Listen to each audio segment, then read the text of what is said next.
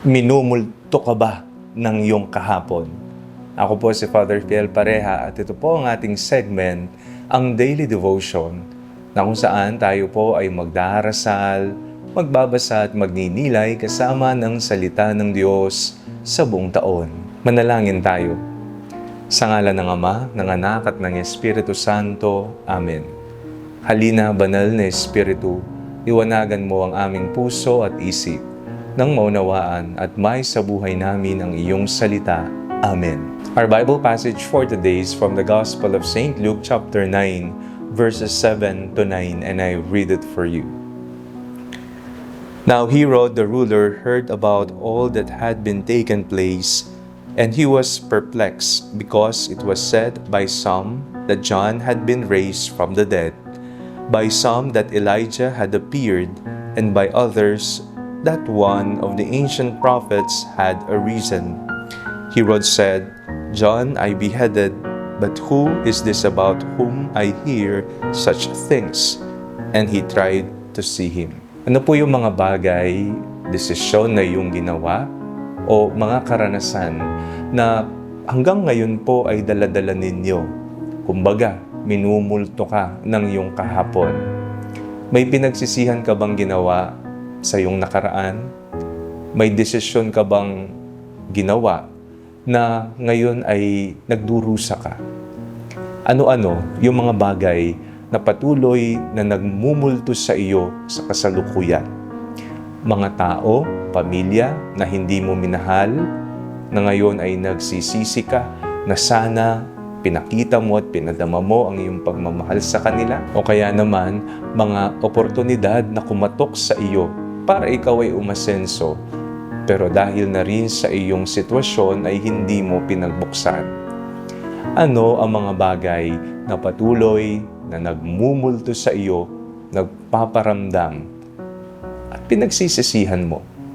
Sa ating pong binasang ebanghelyo, ating pong narinig kung papaanong si Herodes ay minumulto ng kanyang ginawang mali. Ano po ang kanyang ginawa? Pinapugutan niya po ng ulo si Juan Bautista. At ngayon, narinig niya na mayroong isang tao na nariyan at gumagawa ng mga himala. No? Sinasabi na siya ay isang propeta, siya si Elias, no? O siya si Juan Bautista. Kaya siya ay natakot, nagulumihanan, sapagkat alam niyang pinapatay na niya si Juan Bautista. Sino ang taong ito na nagpapaalala sa kanya ng kanyang maling ginawa? Minumulto siya ng masamang kanyang ginawa. Minumulto siya ng kanyang konsensya, sapagkat alam niya nung nabubuhay pa si Juan Bautista, si Juan ang pumuna sa kanya sa kanyang maling ginagawang pakikiapid sa kanyang kapwa. Ngayon na pinapatay na niya si Juan Bautista, sino itong gumagawa ng mga himala?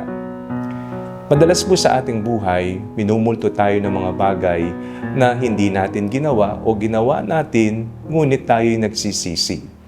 Sa Panginoon, walang pagsisisi. Ano po ibig sabihin nito?